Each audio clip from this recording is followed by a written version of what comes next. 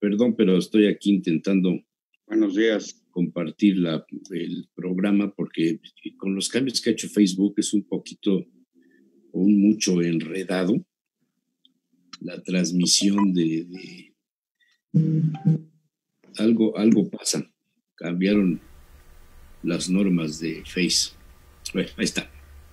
A ver, hay una serie de prácticas en algunos países que se han vuelto populares en Occidente y sobre todo ahora en relación con la pandemia, el hecho de estar viviendo en soledad, el hecho de estar viviendo solo, genera algunas modificaciones en el comportamiento, en la forma en la que nos relacionamos, etcétera.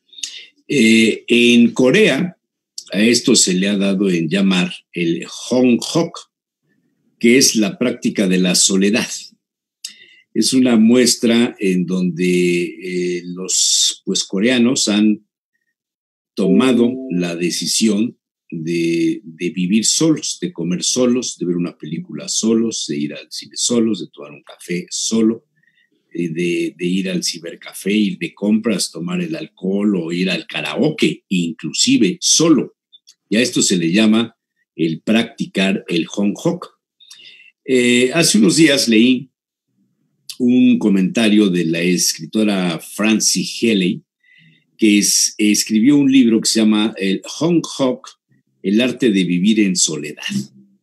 Y habla de cómo estar solo no es algo negativo, sino que puede estar lleno de ventajas. Hace una descripción de los hechos y señala, dicen que aprender a vivir solo es todo un arte, que la soledad muchas veces elegida puede llegar a ser un placer. Por ello, aunque hay quienes no se ven capaces de ir al cine solos o de ir de viaje sin una persona que los acompañe, los que sí lo hacen muchas veces encuentran en ello una virtud desconocida.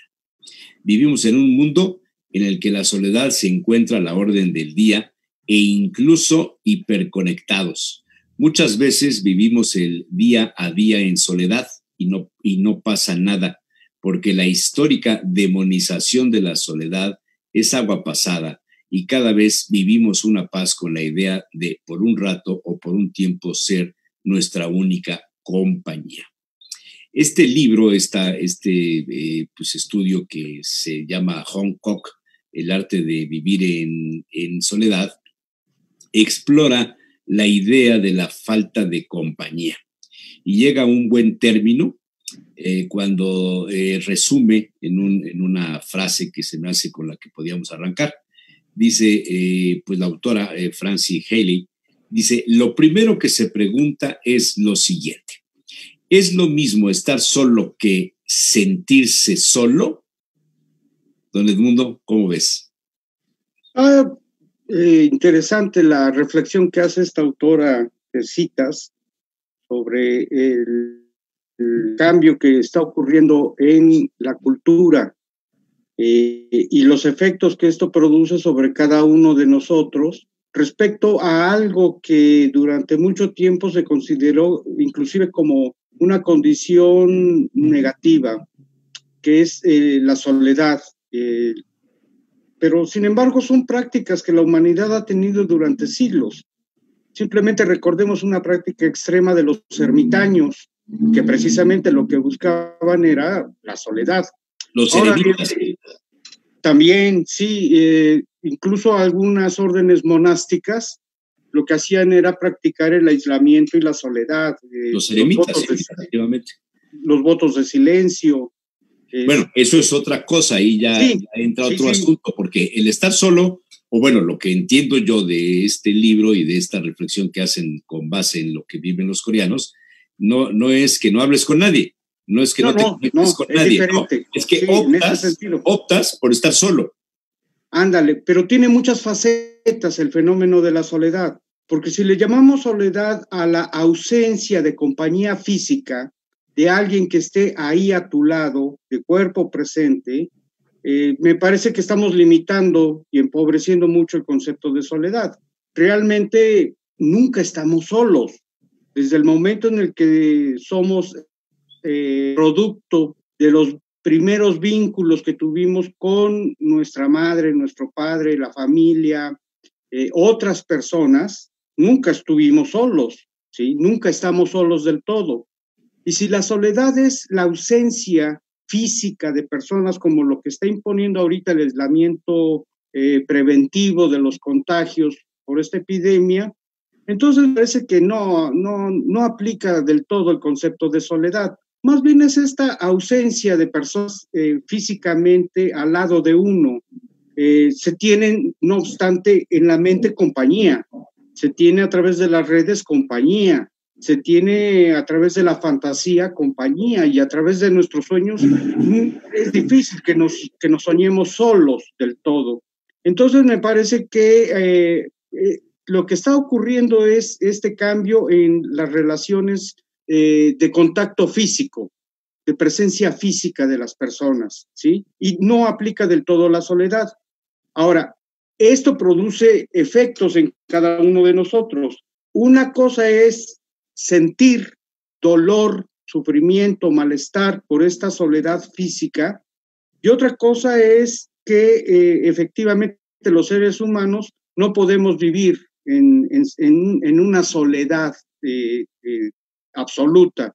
No hay tal, no ocurre tal cosa. La señora Heidi pregunta, ¿es lo mismo estar solo que sentirse solo? Y la respuesta que ella se da es esta. Dice, esa es la clave. Estar solo es una elección. La soledad, no. Faustino. No, pero bueno, hay confusión de los términos y seguramente ella tiene una explicación de lo que más adelante hablará de estar solo y de la soledad, ¿no? Está bien, el artículo es un ensayo muy interesante. Me parece que creo que tiene conceptos en donde quiere aclarar cosas. Sentirse solo y estar solo no es lo mismo. Simplemente, lo que decía Edmundo, estar solo, sentirse solo, forma parte de una mala sensación que se tiene personalmente. Y quizás eso tenga que ver con otras cosas. Se pueden enumerar, entre ellas la incapacidad de saberse relacionar, ¿no? Y por eso se siente uno solo. Quizás se le sentirse solo. El cuestionamiento que hace es que el asunto de elegir vivir solo. Sí. Está bien. Por eso digo, yo no creo que es importante seguir recorriendo lo que va explicando ella, ¿no? Para no confundirnos. Pero efectivamente, ella dice que se puede elegir estar solo. Es cierto, se puede elegir estar solo. A lo que se refiere Edmundo es no tener contacto físico con alguien cercano. Eso es a lo que ella se refiere de elegir estar solo. Sentirse solo es otra cosa. Tiene que ver con otras cosas. Pero también lo que dice Edmundo es cierto. No podemos estar solos. Una vez que nos invadió el lenguaje en nuestro cuerpo, ya no podemos estar solos. Porque siempre habrá un diálogo con el otro que es el lenguaje, ¿no? Y voy a poner un ejemplo muy conocido. Mario Benedetti nunca salió de su casa y siempre escribía ahí y escribía en función de los fenómenos sociales, etcétera. Es un buen ejemplo de que él eligió quedarse encerrado, ¿no? Quizás, y casi no tenía contacto con la gente y escribía, ¿sí? Eso es un ejemplo. Shakespeare hizo sus principales obras en la soledad durante una pandemia. Lo mismo Miguel de Cervantes y Saavedra. La parte, dicen, la parte medular de lo que se considera la obra maestra en español. Que esto que tú estás diciendo ahorita también lo hace solo, o sea, no es el libro basado en el Hong Hok, que ese es el tema de fondo. No es que diga que no se puede estar solo. No, correcto. Sino que es una práctica que se está poniendo de moda entre los coreanos y está trascendiendo a otras civilizaciones en el mundo, la elección de entre poder estar con alguien y estar solo, prefiero estar solo en este momento. prefiero estar solo para desayunar, prefiero estar solo para comer, prefiero estar solo para ir al cine. Ese es el tema, no es que no, toda la vida se la pasen solos. Esta tendencia, ¿cómo la observan ustedes? A la soledad, a querer estar solo. Sí, me parece que es interesante. ¿Cómo me parece a mí? Me parece interesante. Finalmente en el mundo hay mucho ruido y a veces la necesidad de estar solo es imperante, ¿no? O sea, no sería evadir la realidad. ¿Evadir la realidad? Ajá. No, para nada. No, yo no creo que sea evadir la realidad. Los ejemplos que acabamos de poner ahorita y que tú los explicas, Jesús Manuel, pues es un ejemplo de que no se está evadiendo la realidad. ¿A poco Shakespeare evadió la realidad? Captó una parte de la realidad y la escribió. Cervantes hizo lo mismo, Mario Benedetti hizo lo mismo. Lo que está diciendo la autora es interesante en el sentido de que ese estar solo permite explotar ciertas cosas como estos escritores, incluso nosotros mismos. Es un encuentro que tiene uno con uno mismo. Hay gente que no lo soporta y hay gente que no tolera el estar solo, ¿no? Ahora, es una tendencia, no sé cómo empezó esa tendencia en Corea. Esta es una práctica entre los estudiantes, tú sabes que Corea es uno de los países en donde la competencia es muy fuerte. Y ante esta situación de la preocupación de cada persona por desarrollarse, por tener éxito, es que el estudio que se ha hecho es que el 77% de los estudiantes universitarios alguna vez en su vida optaron por el Honghok, por el estar solos para no necesitar de alguien para demostrar que pueden estar solos. 77% de los jóvenes. Es un hecho interesante, ¿no? Porque cuando eres joven, pues buscas la grilla, buscas el desorden, buscas el andar ahí en la parranda, ¿no? En el relajo con otros compañeros. Exacto. Pero fíjate una cosa que acabas de decir. Estamos hablando de una civilización coreana, ¿eh? Cuidado. Sí. Cuidado. Sí, que ya está occidentalizada. Claro, que comienza a occidentalizarse. Sí, exactamente. Hay una cuestión que decías hace un momento. Fomento del individualismo que promueve este neoliberalismo capitalista, ¿sí? Que es esta tendencia a ver al prójimo como un rival, un enemigo y alguien de quien hay que aislarse, hay que separarse. Una competencia. Una competencia, ¿sí? Pero sí es una competencia. Pero no es un espíritu colaboracionista, no es un espíritu de comunidad, es al contrario, un espíritu, un ánimo de que yo veo al otro, a mi semejante, como mi rival, como alguien con quien tengo que competir y en consecuencia de quien me tengo que separar porque mis ideas, mis proyectos, mis pensamientos, los negocios que quiero emprender, no los debe conocer el otro. Me tengo que preservar, ¿sí?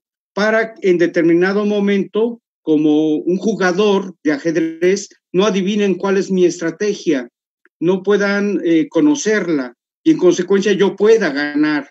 Entonces, fíjate, eso no es una elección del sujeto, ¿sí? Es algo que el sistema le impone a todos los sujetos.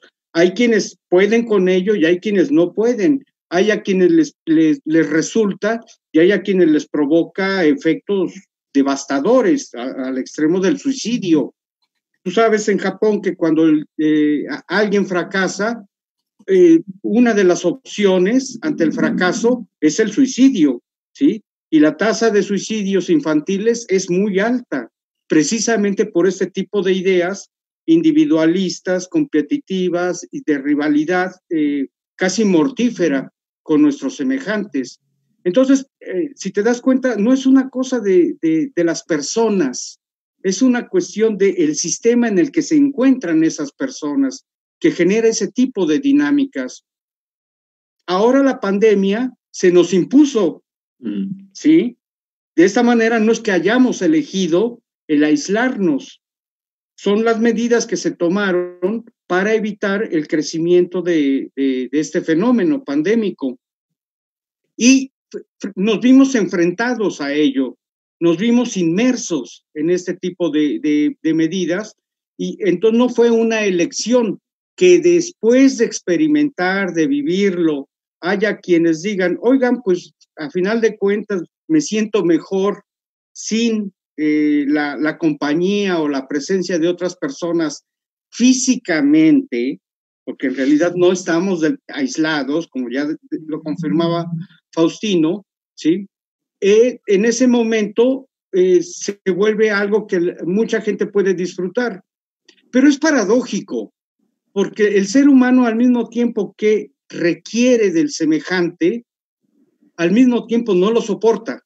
Entonces hay ratos en los cuales efectivamente nos queremos aislar, no importa por cuánto tiempo, ¿sí? Y hay momentos en los cuales sufrimos ese aislamiento porque nos queremos relacionar, ¿sí? Entonces es un fenómeno un poquito más complejo que si elijo la soledad o elijo la compañía. No es tan simple, no se da en esos términos.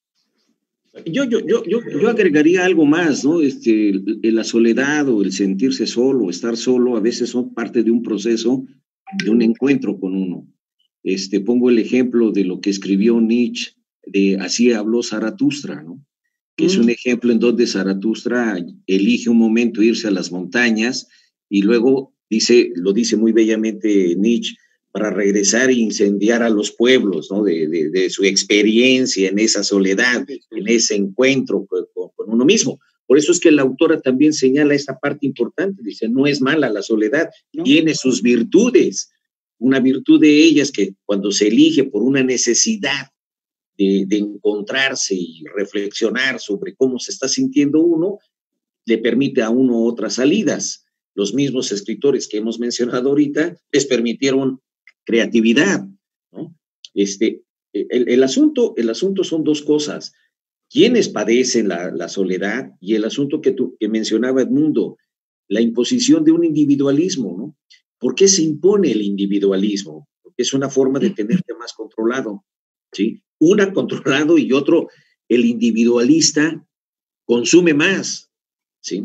Y eso hay que verlo en el sentido de que en una familia, las familias en las que nosotros convivimos, había una hora en que todos veíamos una sola televisión y los mismos programas y nos teníamos que poner de acuerdo. Hoy eso ya no es así. El individualismo dentro de la familia es cada quien tiene su cuarto, cada quien tiene su televisión, cada quien tiene su iPad, cada quien tiene. Es un individualismo estratégico para el consumo, ¿sí? Eso no implica que de veras esté solo porque se está en contacto con otros desde el iPad, desde donde sea, y se está relacionando la gente de otra manera.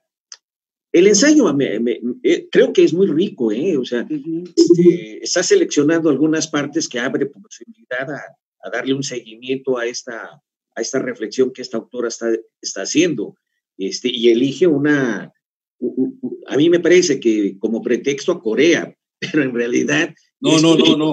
No es como pretexto, o sea, el estudio está basado en las experiencias que han trascendido de Corea, que están bajo el concepto que se denomina Honghok. No es que se ponga como una referencia al azar, no, es que Corea es la que está exportando esta forma de vida. Ok, pero como lo dijo Edmundo, y coincidiste tú también, el Oriente se está occidentalizándose en estas prácticas, que tampoco es cierto. O más bien el Occidente se está orientalizando. También, porque en el Occidente se toman las prácticas del budismo zen. No estoy criticando al budismo zen. Una práctica del budismo zen es estar solo, ¿sí? Y que viene del Oriente, ¿no? Y otra cuestión es que el Oriente se está occidentalizándose en esta cuestión también del individualismo, ¿no? Ok, pero bueno, ya sin meternos en las diferencias entre el Oriente y el Occidente, porque nos vamos No, pero es que el ensayo lo plantea. Pero no, pero el ensayo lo que plantea es un estudio del por qué está pasando eso en Corea y cómo debe verse, no como una soledad, sino que es la elección de una persona por estar solo. O sea, es explorar esas ideas. Aún así, el libro más adelante hace un viaje hacia la autorreflexión en el escenario de que se puede llegar a un buen término, a una buena concepción, con la idea de estar solos y que esto signifique la capacidad de establecer límites y dirigir la vida hacia donde uno quiera. Pero cuando hemos sido creados en familia, a convivir, a jugar, a tener al compañero de banca, a caminar en la calle con nuestro compañero, a jugar fútbol en equipo, a esta serie de cosas. O sea, hay deportes solos. Yo juego solo contra otro, el ajedrez, por ejemplo, ¿no? O puedo jugar contra la computadora. Pero el básquetbol, el voleibol, el fútbol americano, el fútbol, etcétera. El golf quizás sea algo híbrido ahí entre que juegas contra la pelotita y juegas, dicen los que juegan golf, yo en mi vida lo haré, dicen que juegas contra ti mismo. Bueno, todo esto llevado a la experiencia de la pandemia, ¿cómo nos aterrizaría? Que la soledad, como dijera alguien, no es mala, que la soledad es pasajera. Hay muchas frases, hay muchos pensadores en el escenario de definir si es que debemos estar solos o debemos estar con alguien. Hay una frase muy de batalla de todo mundo que alguna vez todos la hemos dicho: más vale estar solo que mal acompañado, por ejemplo, ¿no? No, y hay otras más gruesas, ¿no? ¿Cuál? Pues esa de que entre más conozco a mi semejante, más quiero a mi perro. Pero ese es derivado de una poesía, sí. Bueno, sí. Pero lo que decía Edmundo, a veces es... ¿Pero tú tienes perro? No, yo no. No digo, por preguntarte, vamos. No, yo digo que hay otras frases más fuertes. Sí, ¿cuál otra? No, este es un ejemplo que puse, ¿no? Ahorita no me recuerdo. A ver, pues, ¿dónde está tu inteligencia? Ahorita van a aparecer, espérame, dame chance que ahorita aparecen esas frases. Pero yo creo que... Decía Lord Byron, solo salgo para renovar la necesidad de estar solo. Llevaba al extremo las cosas, ¿no? Sí. Era insoportable en los demás, pero él podía con él. Exactamente. ¿Sí? Yo lo que estoy diciendo es que hay gente, contrario a lo que acabamos de decir ahorita o acabo de decir ahorita, hay gente que no puede soportar la soledad porque ¿quién es ante los demás? Forzosamente alguien que se siente solo es porque tiene esta dificultad de que los demás no le siguen. Fíjate, los grandes pensadores, los doctores de la iglesia, por ejemplo, han escrito en la soledad. Ávila, por ejemplo. Todo el que escribe en soledad. En soledad, sí, bueno, pero hay gente que tiene un equipo para escribir. Hay novelistas, hay investigadores que tienen un equipo, ¿sí? También se dan estos casos. Pero fíjate, dos pensadores que tienen comentarios diferentes, divergentes sobre la soledad. Víctor Hugo, novelista francés del siglo XIX, de finales del siglo XIX, dice: el infierno está todo en esta palabra, soledad. Víctor Hugo. Unamuno, el escritor, filósofo español que nació prácticamente cuando moría Víctor Hugo, ¿no? Más o menos. Dice: ahora empiezo a meditar lo que he pensado y a verle el fondo y el alma. Y por eso ahora amo más la soledad, pero a un poco. ¿Cómo ven? ¿Qué? A un poco. A un poco. Uh-huh. No, yo digo que está bien. Es decir, hay gente que puede, con su soledad, en el sentido de estar en una reflexión, y que tampoco le es difícil estar con la gente.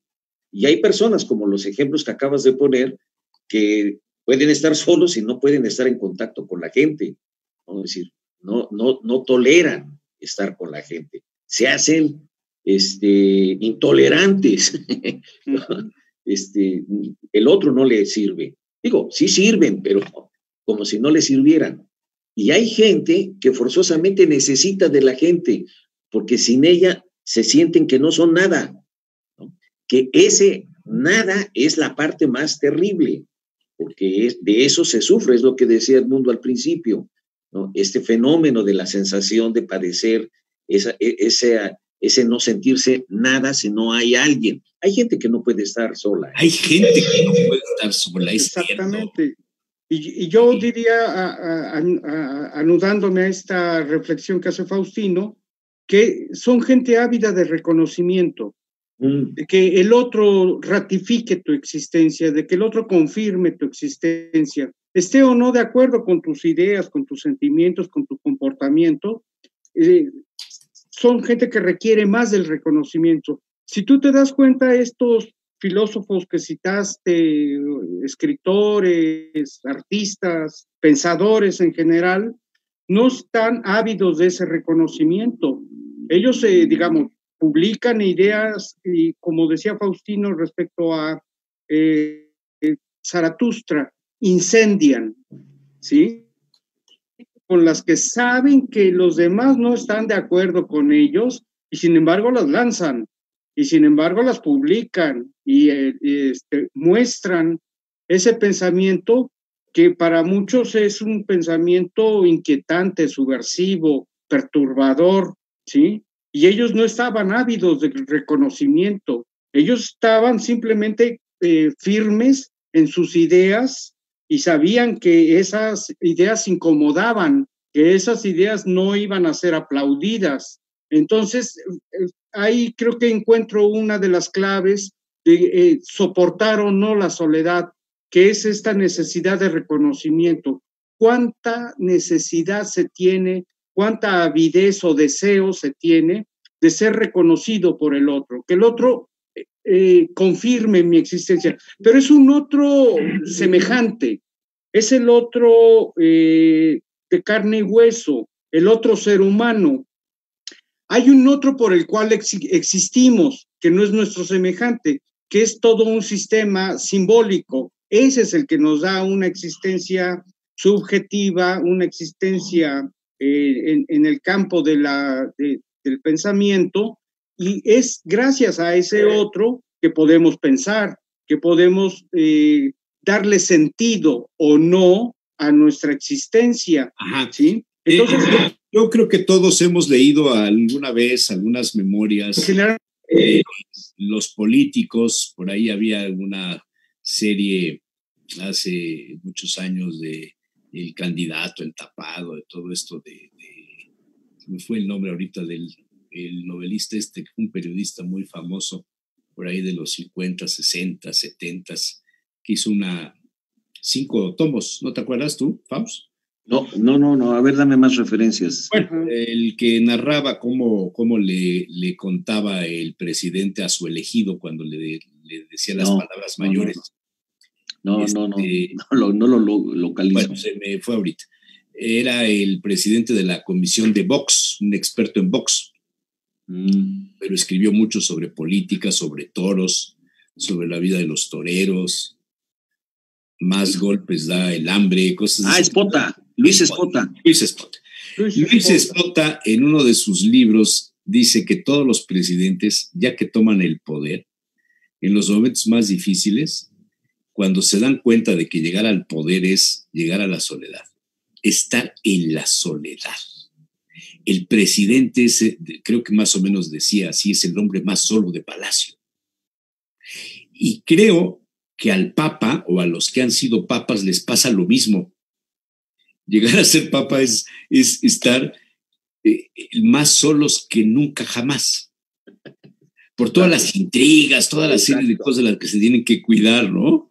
Entonces, me pareció interesante, o sea, comparar el asunto.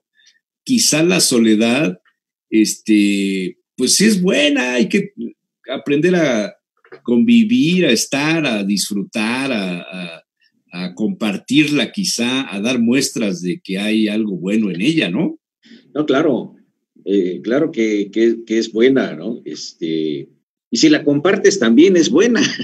Es esto que decía Edmundo ahorita haciendo referencia a lo que había comentado Zaratustra, ¿no? Incendia. Esos que empiezan a hablar de lo que hay en la soledad de nosotros, eso que nos habita y que generalmente no le damos espacio a que aparezca cuando se escucha a alguien que ha vivido mucho tiempo solo y habla de sus experiencias, de lo que ha rescatado de esa soledad, la gente queda sorprendida, ¿eh? Y como decía Edmundo, a veces hasta se asusta de escuchar todas esas cosas, que es un universo muy interesante, ¿no?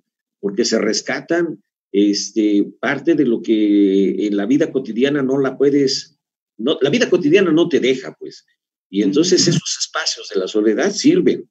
Insisto en lo que dice Edmundo cuando habla de aquellos que padecen de estar solos por la necesidad de reconocimiento. Eso es otra cosa, ¿no? Que es terrible, ¿no? O que en alguna época tuvieron un reconocimiento y se les va apagando.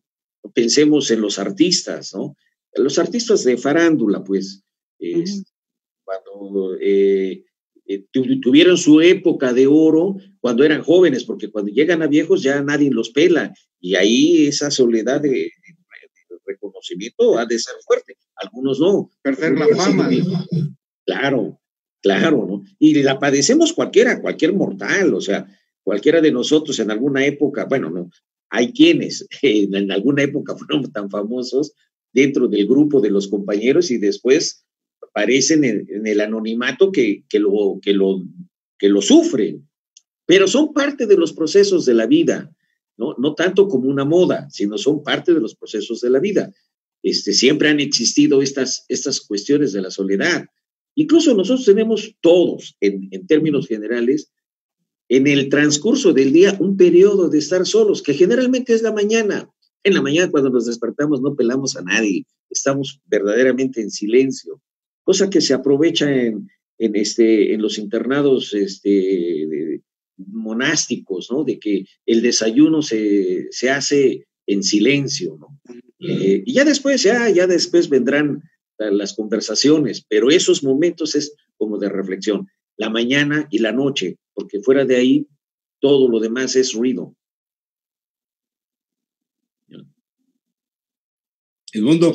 Sí, pues es una serie de reflexiones donde efectivamente tampoco la compañía física garantiza que se alivie nuestra soledad. La presencia física de mucha gente no es necesariamente es eso que nos salva, que nos cura de la soledad. Muchas de las citas que has hecho, Jesús Manuel, hablan precisamente de cómo la gente rodeada de más gente se sigue sintiendo sola, ¿sí? Entonces, digamos, es una experiencia humana, una condición humana de la que no nos salvamos, ¿sí? Tenemos esta ilusión de que la ausencia física es compañía, ¿sí? Y de que la ausencia física es soledad. No es así exactamente, ¿sí? A veces la mejor compañía es la que nos damos a nosotros mismos, ¿sí? Y a veces la peor compañía es la que nos brinda otra persona, la presencia física de otra persona, ¿sí? Por eso el famoso dicho que citó Faustino, más vale solo que mal acompañado. Entonces, bueno, esta experiencia humana de la soledad es una experiencia que está más en nuestra mente, ¿sí? Y sobre la cual podemos ponerle signos, ¿sí? La soledad como algo negativo, la soledad como algo positivo, y sobre eso vamos transitando, digamos, son dos vías sobre las cuales circula nuestra vida, y entonces a veces le damos más peso a una que a otra. Preferimos la compañía y evitamos la soledad, preferimos la soledad y evitamos la compañía. Así somos los seres humanos. Esto que acabas de mencionar y en relación a la pandemia, ¿no? Finalmente no estamos tan aislados, al contrario, nos empezamos a aglutinar en grupos internos de la familia, ¿no? El problema ahí es que no estabas acostumbrado a estar 24 horas con la misma persona, porque tenías tus espacios y convivías, ¿no? A veces solo y a veces no. El problema es que cuando el espacio no se le hacen fronteras en el sentido de que ahorita quiero estar acá sin que me estés molestando, empezó a generar problemas, ¿no? Incluso cuántas veces empezó a hablar de que se estaba dando más violencia con toda la gente que estaba dentro de la casa, ¿sí? Y por lo mismo, porque no se tienen esos momentos y esos espacios de estar solos, ¿no? Y eso fue provocando.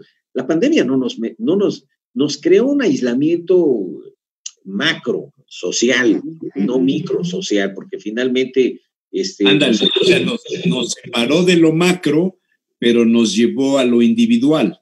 Así es, sí. Al individual familiar, ¿no? Al núcleo. Sí, eso, al núcleo. Exactamente, al núcleo. Y también hubo núcleos que fueron tolerantes, empezaron a comprender, ¿no? Se empezaron a descubrir cosas, a darse cuenta de que la tecnología te permitió enseñar cómo convives, ¿no? O sea, ¿será que la gente, hay gente que le tiene miedo a la soledad? Sí, claro. Hay personas que sienten que el estar aislados, el estar solos es un síntoma de debilidad. Algunos expertos en cuestiones de la mente te dicen que la soledad es el principio de una depresión. Algunos otros consideran que es indispensable tener una experiencia de soledad para valorar la vida. Hay quien piensa que la sabiduría va asociada siempre a la reflexión en la soledad. Hay quien considera que la soledad no se busca, sino que es la soledad la que te encuentra, ¿no? Claro. Hay una serie de cosas en relación a esto. ¿Hasta dónde el temor de estar solo es producido porque la soledad es la muerte? Porque en el hecho de la muerte estás verdaderamente solo y solo te conoces a ti mismo y solo te tienes a ti mismo y tus pensamientos. Es interesante esta asociación de la soledad con la muerte, ¿no? Llevo una hora pensándola. Efectivamente, podríamos considerar la soledad como una especie de muerte simbólica. Ándale. Una especie de muerte y un renacer de esa muerte, porque no solamente es me condeno a morir, es muero en cierta manera de esos vínculos, del deseo del otro, me corto de ahí, ¿sí? El deseo del otro me perturba, me molesta, sus demandas, esto que decía Faustino de que la violencia que surge intrafamiliar en estos momentos que ha ido en aumento, los feminicidios que han ido en aumento hasta matar a la pareja, ha hecho que tengamos que aislarnos de esas demandas, de esas expectativas que tiene el otro puestas sobre nosotros y que nos perturban, nos alteran, nos molestan. En determinado momento nos aliviamos de toda esa carga gracias al aislamiento, gracias a la soledad. Y es ahí donde hay una especie de morirnos, ¿sí? De cortar esos vínculos con esa vida anímica, con esa vida psíquica y permanecer en otro estado. Pero de ello renacemos, ¿sí? Hace un rato veíamos todo lo productivo que ha sido para mucha gente el poder aislarse un rato, el poder estar solos y de ahí renacer, es decir, restablecer los vínculos, restablecer los lazos, restablecer las interacciones. Entonces es un constante morir y renacer, morir y renacer. Por eso es interesante esa asociación de la muerte, no la biológica, sino la muerte simbólica de cada uno de nosotros. Sí, me parece interesante y agregaría algunos ejemplos todavía más al respecto, ¿no? Incluso entre nosotros, ¿cómo lo podríamos? Esto que mencionas de la muerte simbólica, ¿no? Uh-huh. Cuando nos imaginamos cómo podemos morir y nos puede asustar morir en el anonimato y nos aterra morir en el anonimato por lo que decías, Edmundo, cuando sentimos que no tenemos un reconocimiento, porque el que se está muriendo, la verdad no te está pelando, o sea, está en otra condición. Eso me hizo recordar un libro de Simone de Beauvoir que se llama La muerte es dulce, porque se refiere al momento en que su madre se está muriendo y ella, su hermana y Jean-Paul Sartre la está acompañando, están padeciendo de la muerte de la agonía de la madre, ¿no? Pero la madre está en otro momento distinto, en donde no necesita de compañías. Más bien es esta muerte simbólica cuando alguien se siente mal por falta de reconocimiento y se imagina que puede morir, que la muerte lo puede agarrar en la calle y que pase como desconocido, ¿no?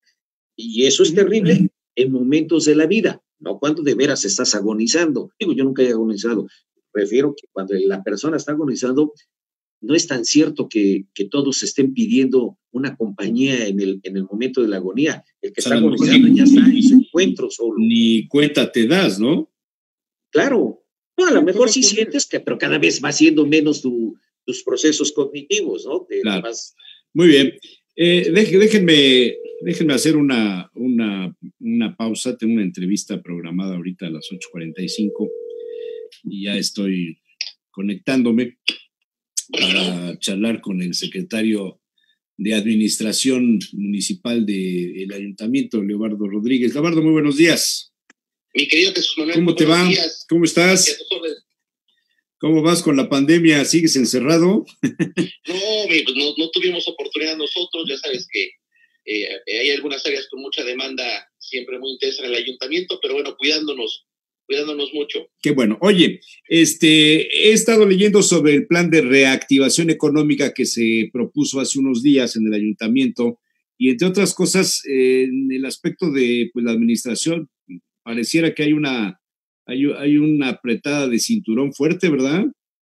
Sí, bueno, hubo una reorientación de recursos, no sacrificamos, sino hemos optimizado el uso de los recursos internos para lograr generar economías en diversas áreas y que fueran reorientadas a este plan de reactivación económica. Y bueno, pues ahí vamos cerrando el año con austeridad, pero sin dejar de prestar los servicios públicos, que es lo importante. ¿Y dónde se han practicado los recortes, Leobardo? Pues mira, en diversas áreas, comentarte que en el caso de la Secretaría de Administración, en la revisión presupuestal que se hizo y en esta reorientación, nosotros disminuimos nuestro presupuesto en 42 millones de pesos. Y justo gran parte de estos recursos fueron al denominado Plan 500, que entre otras cosas tiene mucha obra pública, tiene programas sociales de atención que están operando mis compañeros de la Secretaría de Bienestar, el DIF municipal, la Secretaría de Infraestructura. Es decir, que los recursos que, en el caso de lo que la Secretaría de Administración puso a disposición, que regularmente se utiliza para la operación interna del ayuntamiento, bueno, estos recursos salgan a programas y a acciones concretamente en la calle. Esa fue, digamos, la lógica, pero bueno, en realidad en todas las dependencias hubo ajustes, algunas con mayores ajustes, otras con ajustes menores, de acuerdo a las capacidades y disponibilidades presupuestales que tuviéramos en ese momento, pero fue un ejercicio integral de todas las dependencias. ¿Esto tú lo has ido decidiendo o hay instrucciones o cómo lo están manejando? Fue una tarea que se realizó desde la Tesorería Municipal, que se hizo a través de mesas de trabajo con los diferentes secretarias, secretarias titulares de dependencias y entidades, y bueno, se llegó a este resultado, pero fue un trabajo coordinado, desde luego a instrucción de la presidenta municipal, que fue la que encabezó la idea central de que los recursos se apliquen pues donde tienen que estar, que además son recursos del pueblo, pues en el pueblo, en las acciones que se sienten en la calle y que son en beneficio directo de la ciudadanía. Claro.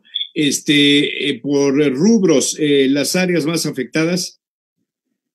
Pues mira, nos fuimos el criterio que se utilizó, y así lo platicamos, fueron las áreas en las que el gasto de operación, el gasto corriente pudiera tener esta reorientación. Y bueno, te digo, los que más, uno de los que más tuvimos impacto fue la Secretaría de Administración, por la propia naturaleza.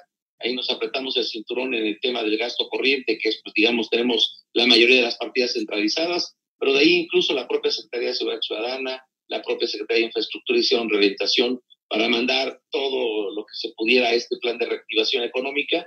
Y bueno, pues como lo has dicho, también la pandemia modificó por completo las necesidades, las urgencias sociales se han reconfigurado también. Y bueno, pues fue en esa lógica, básicamente, Jesús Manuel, las áreas con mayor gasto operativo o corriente y las áreas que pudieran reorientar todavía algunos contratos que se hubieran firmado y que tuvieran también esta lógica de gasto corriente para pasarlo a gasto de inversión. Oye, pero ya durante este año y desde el año pasado venían ustedes haciendo un ejercicio para no gastar en lo que fuera superfluo, ¿no? Creo que había una política de ahorro, ¿no? Sí, la política de austeridad republicana. De austeridad republicana, eso es, sí. Así es, y este año, como también, como lo comentamos en su momento en el ayuntamiento, desde que se conoció el primer contagio confirmado en Puebla, se redujo la presencia de los trabajadores en oficinas, pues esto impactó también en que se redujera, como era natural, consumo de papelería, de material de limpieza, de combustibles en áreas operativas administrativas, y eso fue lo que a nosotros nos permitió llegar al momento de la revisión y que en la revisión pudiéramos, te digo, en el caso de la Secretaría de Administración, aportar esos 42 millones que se suman a lo que de por sí ya nosotros veníamos ahorrando en diversos rubros. Justo ahora que estamos haciendo los cortes para el informe de la presidenta municipal, pues seguimos observando esta tendencia descendente en diversas áreas que hemos metido en el programa de austeridad, que era de consumo de papelería, de impresiones, de estas cosas que regularmente en las oficinas de gobierno son muy altas, y bueno, en esta administración hemos buscado optimizar y pues vamos en esa ruta,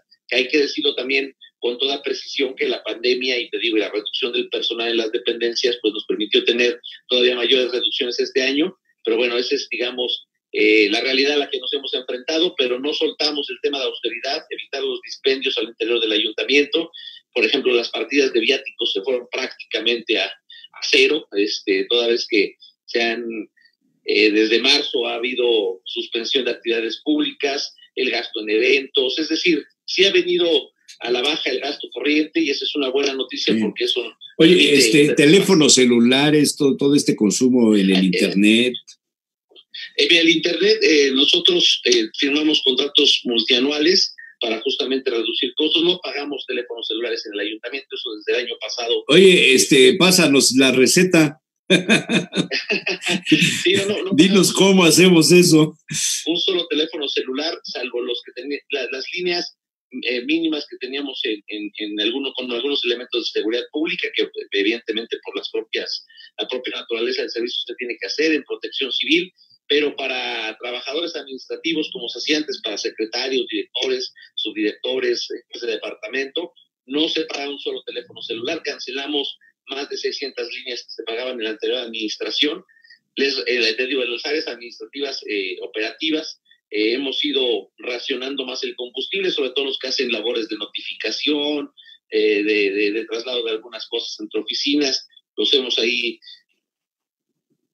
hemos ido justamente para que las áreas operativas como seguridad pública y protección civil, infraestructura, pues ellos sí han tenido más recorridos y bueno, el combustible se sigue consumiendo, pero esa es la lógica de esta administración, Jesús Manuel, sí. Enfocarnos en lo que se aplica directamente a la ciudadanía y evitar dispendios burocráticos, porque ahora los teléfonos celulares pues son una necesidad personal. Sí, claro, es una herramienta claro.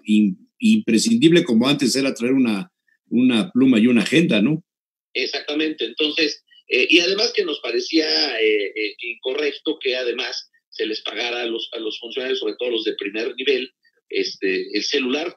Recordarás que cancelamos los seguros de separación individualizada, que era un sobresueldo disfrazado, porque bueno, el ayuntamiento le daba un 10% más de sueldo al funcionario de primer nivel, hablo de jefes de departamento para arriba, cancelamos los seguros de gastos médicos mayores, es decir, porque además todos tenemos IMSS, desde la presidenta municipal, los regidores, los secretarios, tenemos afiliación al Seguro Social, no nos quedamos descubiertos con la atención médica, porque contamos con esta prestación, pero ya no tenemos estos seguros de gastos médicos que eran con cargo al erario y que daban acceso a hospitales privados. Privados, claro. Sí, esto es bueno, luego hay gente que se mete a un hospital privado y no tiene con qué pagar y anda haciendo colectas por Face. Pero bueno, es otro asunto. Oye, faltan 3 meses para que termine el año. Viene los aguinaldos, vienen los gastos en iluminación, el alumbrado público, que siempre se coloca, aunque haya una austeridad, siempre se pone un énfasis ahí con los temas de Navidad. ¿Cómo vas a cerrar el año? ¿Ya estás previendo cómo vas a estar de dinero? Bueno, eso te digo, lo han ido previendo tanto la Tesorería Municipal como los compañeros secretarios. El gasto de operación del cierre de año está garantizado en temas de servicios personales, que es la nómina, capítulo 1000. Nosotros también hemos buscado tener disciplina en el gasto de la nómina. No tenemos aviadores, no tenemos bonos, no tenemos compensaciones extraordinarias. Eso nos ha permitido tener un desempeño ordenado. Estamos previendo que cerremos sin ninguna complicación el pago de los sueldos, es decir, está garantizado el pago de los sueldos para los trabajadores, las prestaciones de fin de año, pero además, déjame referirte 2 temas que son importantes. El primero, que acabamos de cerrarlo, la presidenta municipal se cerró hace algunas semanas la negociación salarial de este año, que resultó histórica para los trabajadores de base, con un avance importante en sus prestaciones, con una negociación que rondó el 4% directo al salario base, y eso es una buena noticia, porque también pues, muchos compañeros de base están en un rango medio bajo de sueldos. Los hemos ido dignificando en la medida de las posibilidades del presupuesto, y bueno, el que los compañeros tengan certidumbre salarial pues permite también que vayan, consuman a sus colonias, a sus unidades habitacionales, se vaya reactivando la economía. Con esa lógica se hizo la negociación salarial.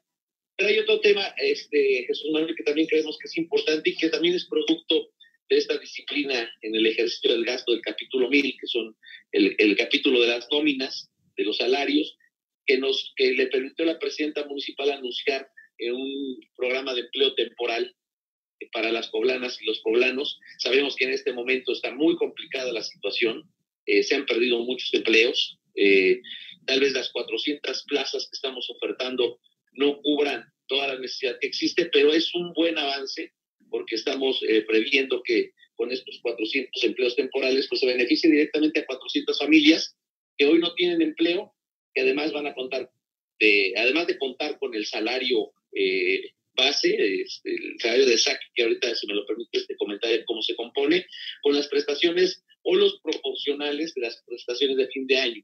Como lo acabas de decir, Jesús Manuel, aunque se vivan épocas de austeridad, épocas muy complicadas, pues es una demanda social y ciudadana porque además es una personalidad, un rasgo de la personalidad de los mexicanos, pues no perdamos ese espíritu. Ya lo vivimos ahorita en las fiestas patrias, en el fin de año. El tema de la iluminación pues nos permite hermanarnos, ¿no? Estar en un ambiente diferente, y bueno, son meses en los cuales los gastos se incrementan, y este programa de empleo temporal pues va a venir a inyectar un poco de tranquilidad, un poco de certidumbre para paliar todo lo que ha estado ocurriendo en estos meses. Está bien, está bien. Ahorita que decías no tenemos aviadores, me quedé pensando, pues claro, no hay aviadores, por eso a veces hay golpeteo. Pero pues, bueno, mira, eso es otro asunto. Como bien, es otro asunto, pero sí es complicado, ha sido complicado, porque lo que sí ha ocurrido es que llegas y tocas intereses creados, ¿no? Claro. El compañero y la compañera que tenían privilegios de horarios, que tenían privilegios de sueldos, de asistencia, en eso hablando solamente en el tema de nóminas, pero hay mucha gente, tú sabes, todo el mundo quiere venderle al gobierno, y cuando se van, pues tocando este tipo de intereses que se crean a lo largo de los años, pues viene una reacción natural, y muchas veces pues no es una reacción pacífica, ¿no? Viene una reacción iracunda, por momentos violenta, pero bueno, estábamos conscientes de que eso iba a ocurrir, y pues estamos plantados, como lo hemos platicado con la presidenta municipal, firmes de seguir dando la batalla, porque de eso se trata esto, Jesús Manuel. Está bien, muy bien. Muy bien, Leobardo, muchas gracias. Un abrazo, como siempre. Gracias por tus comentarios, Leobardo Rodríguez. Si me permites, para cerrar, a las 12 del día se apertura el sistema de nuestro programa de empleo temporal. Claro, hoy, ¿verdad? Sí, cierto, el 23. Hoy a las 12 del día sí. Se abre el PET 2020, P de Pedro, E de Ernesto, T de Tomás, 2020.pueblacapital.gov.mx. son 400 plazas, 250 operativas que van a ganar 6,000 pesos mensuales más prestaciones, como te comentaba. 100 plazas técnicas, 100 plazas técnicas que serán de 7,000 pesos más prestaciones, y 50 plazas especializadas o profesionales que serán de 8,000 pesos más prestaciones.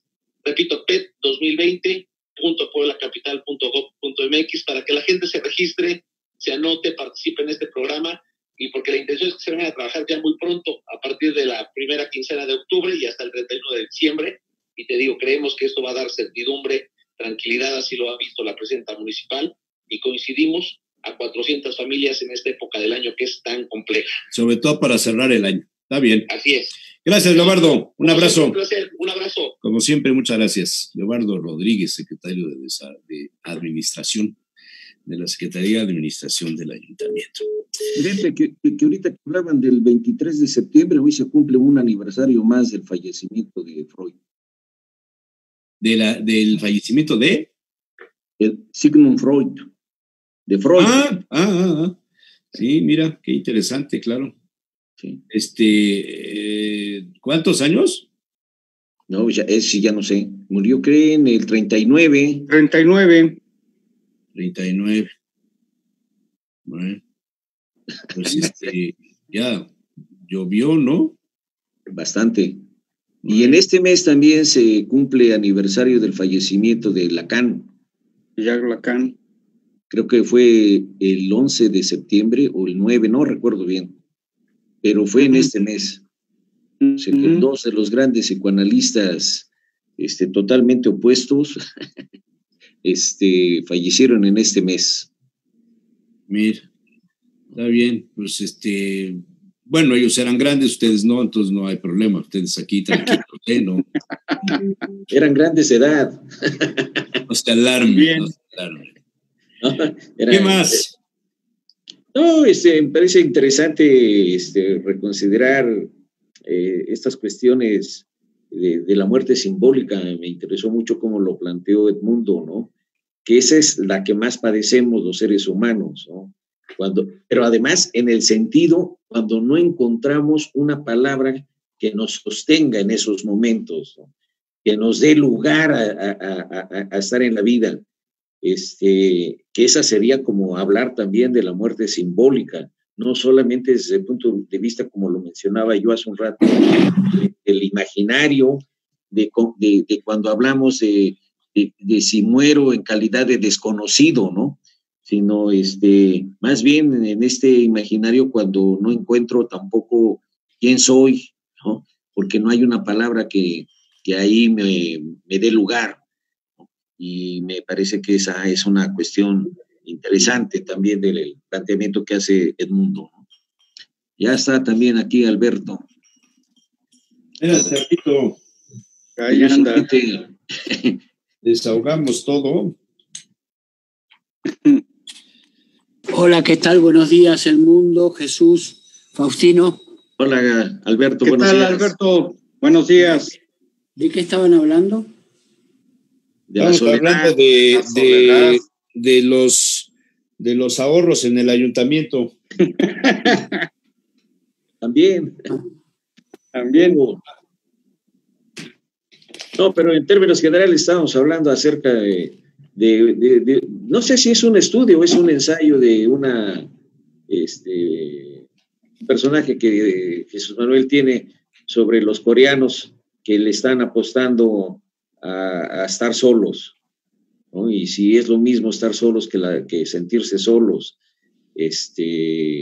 etcétera, ¿no? Y todo lo que eso implica como un mosaico de lo que la gente, de cómo la gente se siente estando sola, ¿no? De cómo se siente. Disculpen que me estaba moviendo porque estaba buscando el ejemplar de este libro.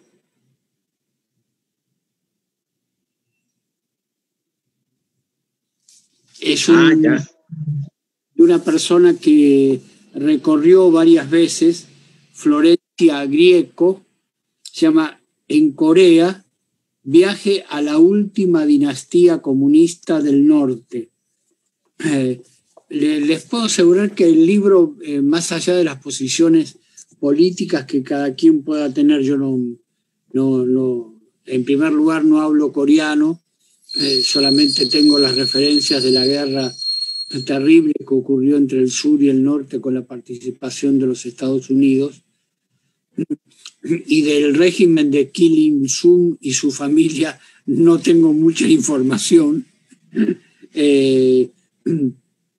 pero es muy interesante porque es un recorrido de un país que pareciera, dice la autora, es el país más hermético y menos visitado del mundo y uno de los más amenazantes. No tienen internet y sin comunicación con el exterior, con controles que impiden la salida de sus ciudadanos y un sistema de vigilancia a las 24 horas a los contados turistas que llegan cada año. Es difícil conocer cómo es y qué pasa dentro del reino ermitaño. Ella lo coloca entre comillas. Haciendo gala de una temeridad no exenta de insensatez, Florencia Grieco estuvo allí en el año 2015 y reincidió en el 2017. De Pyongyang a la frontera con Corea del Sur, la más militarizada del planeta, última reliquia de la Guerra Fría, atravesando pueblos y ciudades del interior norcoreano en los que ningún extranjero estuvo antes. Su relato descubre aspectos extraordinarios de la vida cotidiana al norte del paralelo 38, siempre bajo el ojo avisor de los Kim, la familia que en 70 años en el poder dio forma a la última dinastía comunista. A mí me parece que es muy interesante, bueno, tomar esto.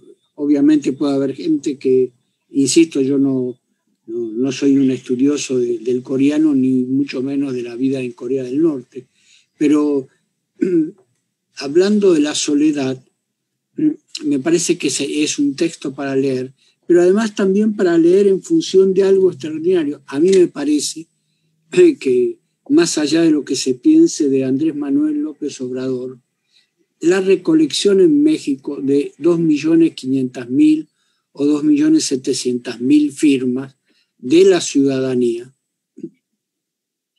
es un hecho novedoso, es un hecho nuevo, es un hecho que hasta ahora el sistema de los partidos, incluido el partido que dice apoyar a Andrés Manuel, Morena, sería más bien colocarlo entre millas.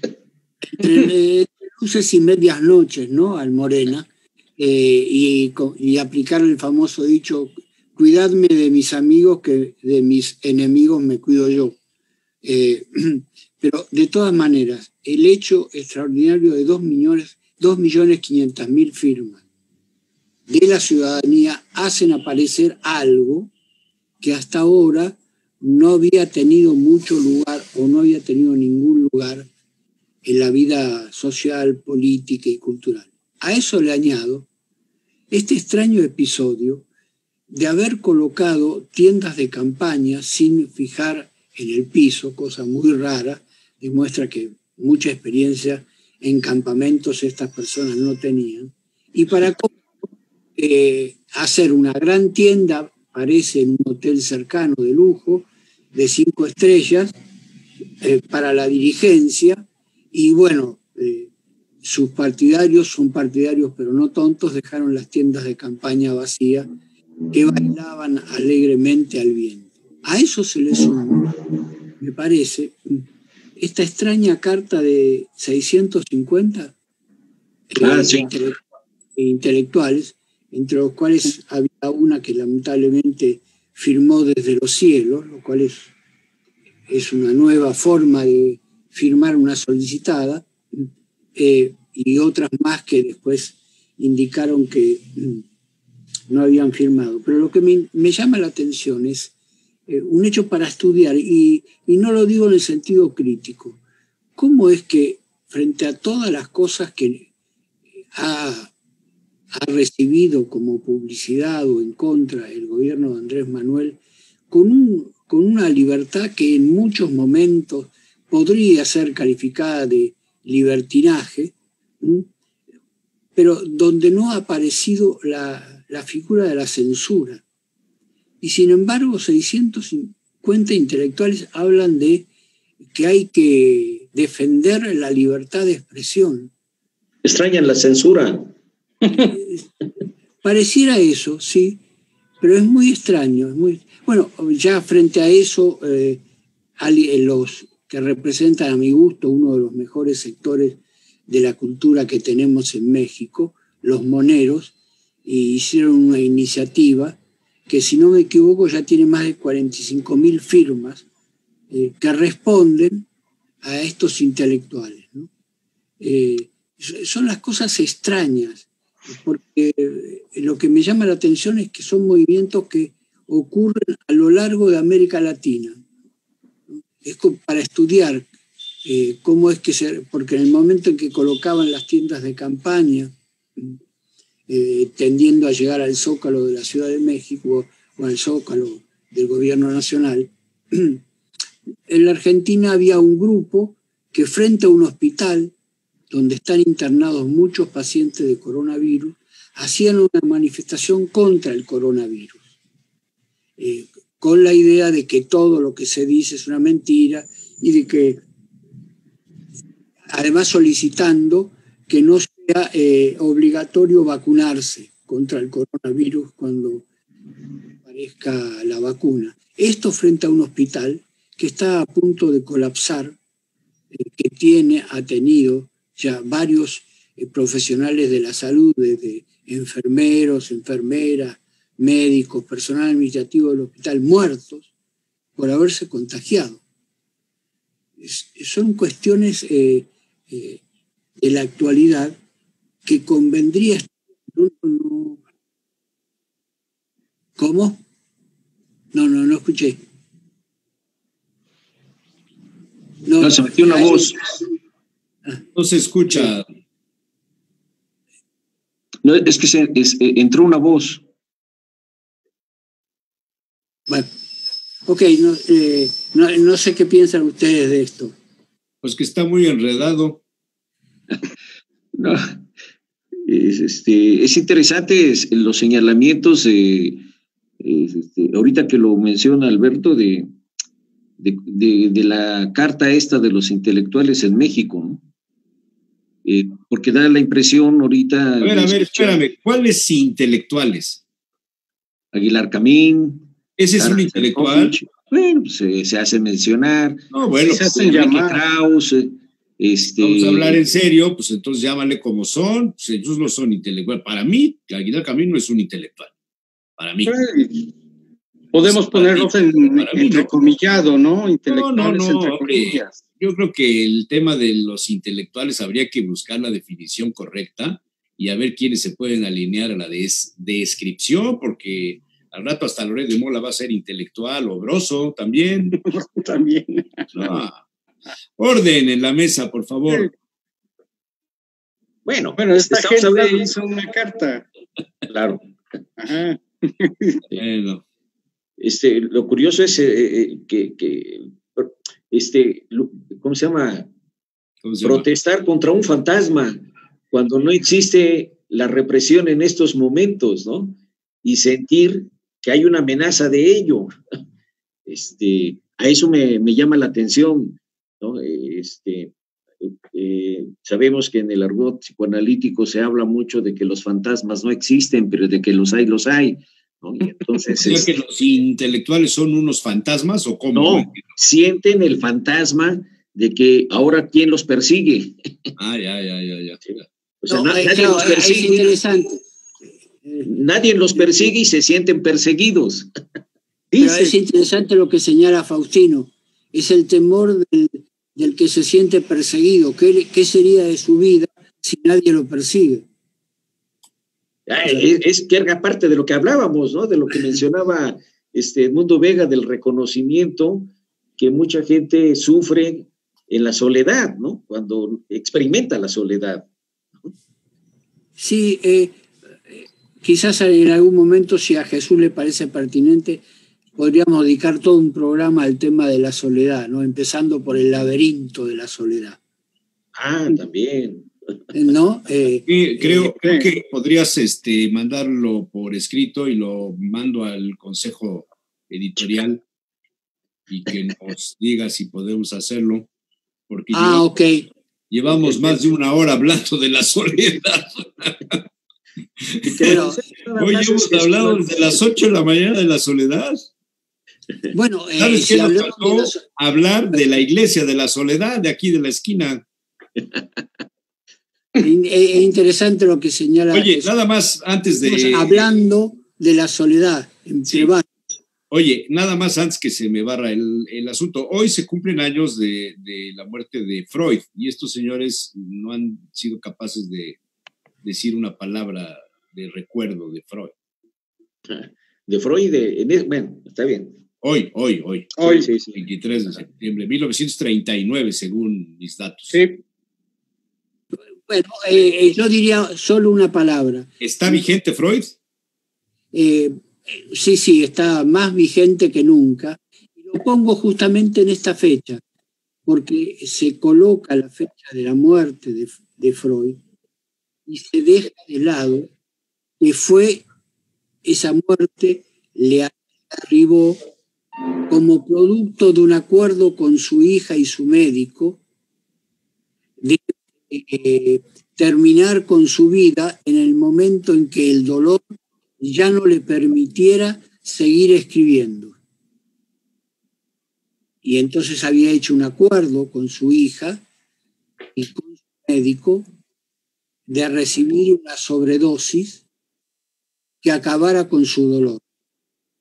Este acto, organizado por Freud, con el acuerdo de su médico, con el acuerdo de su hija, suele ser levemente censurado cuando se recuerda la muerte de Freud. O sea, de que él prefirió la muerte antes de seguir viviendo con un dolor que le impedía seguir escribiendo su teoría. Creo, bueno, en mi caso, ¿no? Es una manera de recordar que incluso en su muerte Freud siguió al pie de la letra lo que su descubrimiento introdujo en la vida cotidiana de Occidente. Una de sus cosas fue este asunto, precisamente, que tú lo dices bien, como Freud dejó dicho que si el dolor ya no le permitía escribir, mejor ahí terminara su vida. Y él escribía acerca de la muerte, cuando entiende que existe algo que se llama pulsión de muerte, ¿no? Algo que nos acerca a la muerte para seguir viviendo. Y cuando él ya no tiene posibilidades de escribir, acepta su condición mortal. Muy freudianos. Sí, perdón, un solo comentario. Yo añadiría, en relación con el acto de Freud, de poner fin a un dolor que le impedía escribir, lo que ocurrió con un famoso torero mexicano que los médicos le prohibieron bajar al ruedo, que era lo que le daba motivo y sabor a su vida. Él terminó con su vida, se suicidó. Sí, cierto. Sí. Bueno, los dejo porque ahora le toca el turno a Pepe Quiñones, al quien saludo, y nos vemos la próxima, en 15 días, para seguir en soledad hablando con otros. Gracias. Árale, Alberto, bueno, pues Pepe Quiñones. Dígame usted, señor. ¿Tú eres hermano de Miguel? ¿Eres hermano de Miguel? Conocido nada más. Hoy te oigo hueco. no del cerebro, sino de la voz, resuena ahí la canción. La canción. A ver, para que veas que te voy a dar tema antes de saber exactamente por qué estás hasta la madre. Te voy a poner las primeras páginas de los diarios de hoy, con eso te ahorro una lana. Ya no vas a andar ahorita gastando la luz y el internet. El Universal, Pemex cobra a conductores pérdidas por huachicoleo. La fotografía se me hace curiosa, es una fotografía donde está una persona del gobierno de la Ciudad de México, después de 4 días de que la avenida Juárez de la Ciudad de México está tomada por los integrantes del Frente Nacional Anti-AMLO, Frena, y está desinfectando. El Universal dice en su pie de foto, sanitizaron su campamento, pero en español no existe la palabra sanitizar, no es un verbo reconocido por la Real Academia de la Lengua. Están desinfectando, pero pues se me hace curioso, están desinfectando los que están en el plantón. El diario Excelsior dice, se cumplen 6 meses de confinamiento y nuestra vida cambió. Roban a Pemex más gas que nunca. En la fotografía principal se ve aquí a la vía del tren de Michoacán, que estuvo tomada durante varios días y que, bueno, dejó pérdidas de alrededor de 50 millones diarios el haber cerrado la vía del tren, la comunicación del ferrocarril de Michoacán por parte de la Coordinadora Nacional de Trabajadores de la Educación. En la jornada, la foto principal de la sede de las Naciones Unidas vacía por el COVID y en las pantallas gigantescas al presidente López Obrador. Dice AMLO en la ONU, se enfrenta a la crisis con estrategia social. Por cierto, esto no viene en este periódico, pero hay algunas críticas de la forma en la que comparó López Obrador que Benito Mussolini se llamaba Benito porque el papá de Benito le puso ese nombre pensando en el benemérito de las Américas, Benito Juárez, y lo han criticado al presidente tremendo por el asunto, pero bueno. El cobro a grandes morosos paliará la caída fiscal, dice el sistema de administración tributaria. El Financiero, niega SAT perseguir empresas, llama a invertir. El Economista, América Latina, la región más impactada por el COVID en lo laboral. AMLO descarta de nuevo contratar nueva deuda, aunque haya rebrote del COVID-19, un asunto que el subsecretario Yoko dijo que si las cosas se ponían feas había que pedir dinero y el presidente se enojó y dijo no. Entonces, pues, ¿a quién le creemos? ¿Al subsecretario o al presidente? El Sol de México, la misma foto de la sede de la ONU donde está AMLO en la pantalla gigante. AMLO, en México no hay hambre. El cofre del INDEP se queda sin dinero. Sí saben, ¿no? De este asunto que renunció el del Instituto Nacional para devolverle al pueblo lo robado, porque resulta que le dieron sus moches a las joyas, a todo lo que habían decomisado. Empezaron a cortarle los brillantes, las esmeraldas, los rubíes, etcétera. Y bueno, pues le robaron al pueblo lo robado. Milenio, Trump condena plaga china y Jinping reprocha estigmas. Y aparecen las plumas Héctor Aguilar Camín, que para don Faustino es un intelectual de México, y dice, bueno, así se le denomina a él, ¿no? Que algo han de servir. Bárbara Anderson, el fideicomiso de los braceros a punto de... y Epigmenio Ibarra, que este es el alter ego del presidente, una oposición sin pies ni cabeza, encabronadísima, dice Epigmenio Ibarra, que empieza a acercarse ya al terreno de la especulación de qué tendrá hasta la madre hoy a Miguel Quiñones. El Heraldo de México, AMLO, en México no hay hambre, dice eso AMLO, porque tiene tamales de chipilín, pero yo ya tengo hambre ahorita, ya me está dando hambre. La Crónica, denuncia irregularidades y renuncia a director del INDEP, el tema de las joyas. La Razón, desconfinamiento reactiva alza en feminicidios. Ay, esto es peligroso. Reporte Índigo, que casi nadie lo lee de ustedes, pero es interesante leerlo. El reto de la vivienda, hace un análisis sobre lo que pasa con la vivienda. El Ovaciones renuncia a Cárdenas al INDEP y acusa subastas amañadas. Híjole, esto ha de tener molesto al presidente, no sé qué habrá dicho hoy en la mañanera. 1+1, Andrés Manuel López Obrador, otro mal negocio para el gobierno perpetrado en la gestión de Felipe Calderón. Bueno, si no fuera por Felipe, yo creo que el presidente no tendría ya de qué hablar, ¿verdad? A veces me da esa impresión. El diario Basta, sitia narco a Iztacalco, AMLO presume la 4T ante la ONU, dice el diario Basta. Ahí ya luego vienen los cartones y los moneros. Te ahorré un dinerito, mi querido Miguel. Sí. Recibo el tuyo y recibo otros. Ya sabes, cuestión de moches, cabrón. Sí, bueno, pues ya ves que hoy día está en boga. Decía hace rato el secretario de Administración del ayuntamiento que les quitaron a los empleados de confianza el seguro de gastos médicos que tenían antes. Antes los funcionarios podían ir al hospital privado porque tenían el gasto de seguros médicos que les pagaba el ayuntamiento, ahora ya no.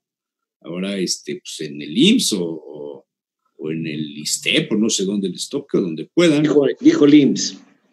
Les toca y le dije yo al secretario, le digo, sí, con razón. Fíjate que es que hay gente que luego se va a meter a los hospitales estos caros y no tiene dinero y pues empieza la colecta en Facebook. Entonces, pues, son modos vivendi. Bueno, ¿qué te tira hasta la madre? O sea, no sé a qué te estarás refiriendo, pero ¿es alguien conocido? Pues para muchos sí, y no por lo bueno, sino por lo malo. Estoy viendo que para otros tantos también es por lo bueno. No sé si lo ubican bien, pero no, me refiero están hablando en claves ustedes. Es que nosotros, así como ustedes hablan del yo y el super yo y el en clave, nosotros también hablamos en plan de Freud y que si la vida y la alternativa, la única alternativa viable con cuestión de la vida, podemos decir que esta vida es una madre, pero yo confirmo que la alternativa es peor. Entonces, pues, ¿para qué le hacemos tanto al cuento? No necesitamos darle mucho análisis a lo malo de la vida, sino a qué alternativa tenemos alrededor. Y esto es lo que está ocurriendo con todo esto. Vamos a devolverle al pueblo lo robado y resulta que los administradores de lo robado al pueblo se lo están robando. Entonces, ahorita, ¿por dónde brincamos, cara? Es de risa, ¿verdad? Pero es que eso solo pasa en este país, mano. No es posible. Es que no tiene cuate, cabrón. No tiene cuate. Le quitas a los rateros y se lo mandas a una bóveda, a un espacio donde me imagino que estará el Estado mexicano, los soldados de la 4T, los policías de la 4T, pues están cuidando que no se roben. Y los valuadores, los que están ahí, las subas, desmantelan las joyas y se desaparecen. Sí. Oye, que tenía 20 diamantes. No, nomás eran 18 y eran chiquitos. Y eran chiquitos. Eran circonas, pero claro, como pusieron la lupa se veían grandotes. Pero... es verdaderamente, pues no sé, digo, sí es para molestarse, sí es para estar hasta la madre.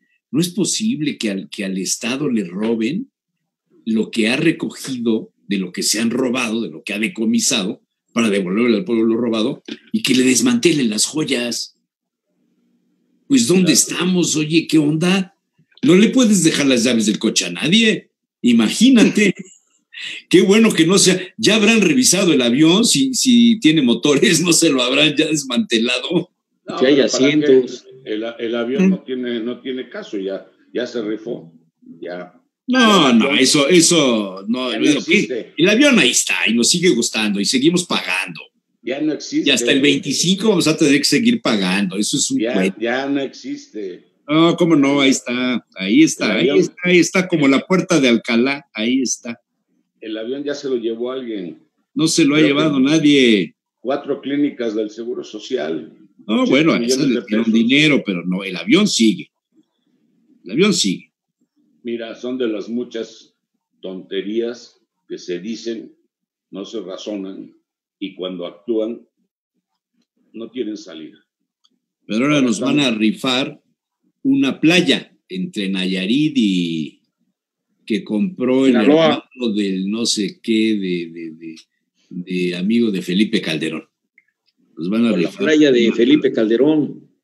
No, pero no se llama la playa de Felipe Calderón. No, tiene su playa. Tiene su nombre, pero no es la playa de Felipe Calderón. Ah, pero pueden hacer paquete con la isla que tiene el suegro del hijo de López Obrador. De eso también, ¿verdad? Se puede triangular de maravilla, ¿no? Dices, que sea el reintegro. El 2 por 1, sí. Que sea el reintegro, ¿no? El reintegro, exactamente. No, qué cosas. O sea, realmente, y lo realmente importante, por ejemplo, en Puebla, a datos de hace 6 o 7 días, tenemos un 57% más de fallecidos. Se llama Playa Espíritu, sí. Entre Sinaloa, Nayarit, y es una playa que compró, ay Dios mío, lo compró el gobierno federal a sobreprecio. Y entonces ahí está, en la época de Calderón, todo es por este Calderón, de veras, yo no sé qué malo nos salió, ¿verdad? Sí, lo malo no es eso, lo malo es que todo puede mejorar, o sea, lo puede haber. Puede ser mejor malo que Calderón, hacerlo mejor que Calderón. Sí, claro, o sea, yo ya no sé ni cómo analizar la situación de política del país, porque vemos al esposo de la Padierna dando conferencias de cómo te tienes que chingar la lana y ponerle ligas, cabrón. O sea, ya es el colmo del cinismo y de la desinvergüenzura, cabrón. ¿Sí saben de quién estoy hablando? No. El señor de las ligas. Es esposo de Padierna, la diputada. Claro, sí. No, es que fue hace muchos años, sí, claro. Sí, pero es que el señor ya tomó aire y ahora va a dar conferencias de cómo se tiene que hacer. Cara. Eso es una noticia que está circulando en las redes. Y si tienen un 1% de verdad, es un 1000% de mentadas de madre lo que se tiene que llevar. ¿Sí? Porque no es posible tanto cinismo. Y aceptando que todos son rateros, todos, de allá, del este y del oeste. Pero caray, no se puede ser tan cínico. Fíjate, Miguel. ¿Cómo ves lo del plantón? Mira, yo no comulgo con los de Frena, porque para empezar, su principio básico, que es que se vaya López Obrador, no coincido con ellos. Pero sí coincido en que tienen el derecho de instalarse igual que se han instalado todos los demás. O sea, si dejamos entrar a las mujeres y que le rompan la madre a la puerta del Palacio de Gobierno, o que apedreen la catedral, o que hagan desmadre y medio, lo que no puedo entender por qué a ellos no. Que yo coincida con ellos, en ese punto, desde luego, no coincido. O sea, yo no le veo ningún sentido ni caso a pedir que se vaya López Obrador. Que se cambien las políticas, que se cambie la forma de actuar, que se cambie la forma de hablar, que se cambien las mañaneras. Todo eso acepto. Pero el que se vaya, no. El señor fue elegido presidente por nosotros y tiene que estar los 5 años, 10 meses que le corresponden. Y ya, si el pueblo quiere actuar, el pueblo sabio o el pueblo pendejo quiere actuar, porque hay 2 tipos de pueblo, el sabio y el pendejo, y quieren actuar, bueno, pues que actúen donde tienen que actuar, que hacen en las urnas. Pero hacer una manifestación pidiendo que se vaya, ¿sabes qué? Es labrar sobre piedra. Es una verdadera tontería. Oye, Miguel, pero además el criterio. Sí. Porque el criterio es que se vaya porque es comunista, porque va a convertir a México en comunista, ¿no? Que es lo más risorio.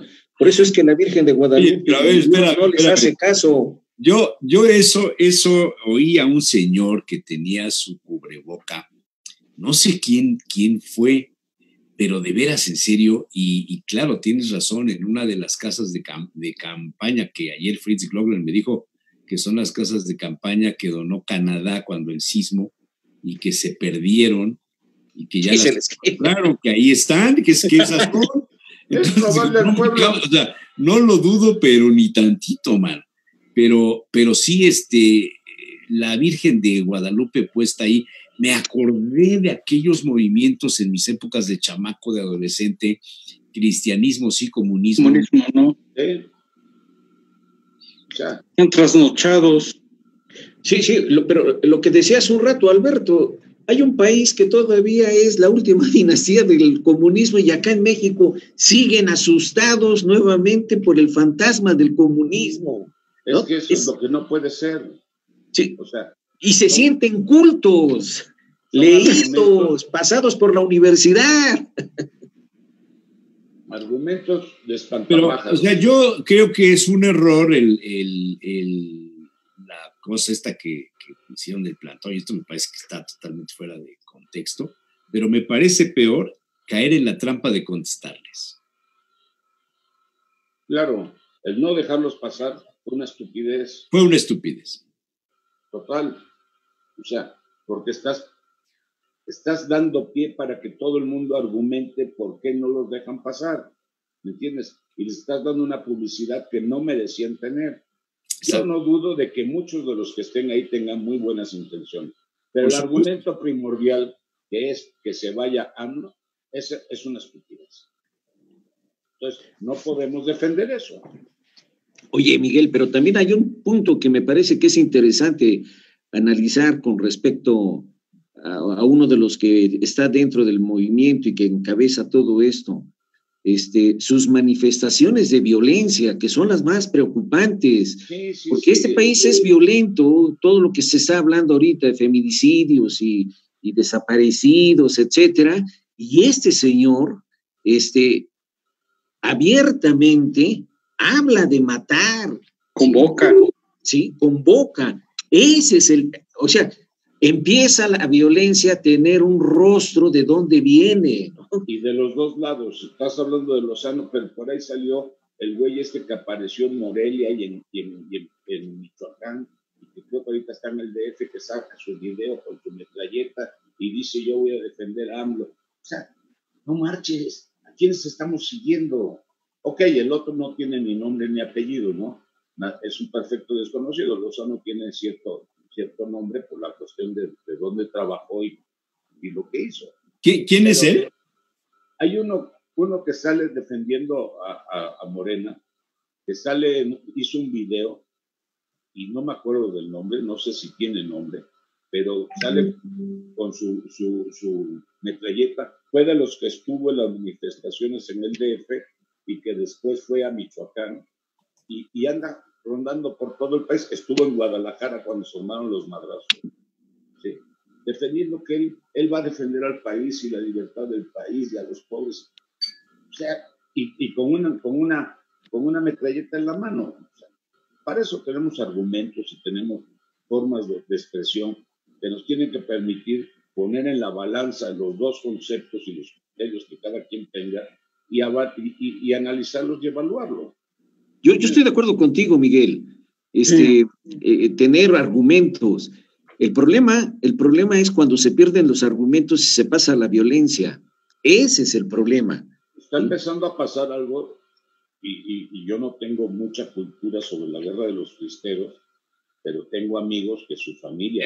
Hay una tendencia a polarizar, y va a exacerbar las diferencias, va jalando hacia en escenarios políticos, económicos y religiosos. Y eso es peligroso. Y ok, México ya no es un país con 100 millones de cristianos, de católicos, pero sigue siendo... Sí, de guadalupanos. Exactamente.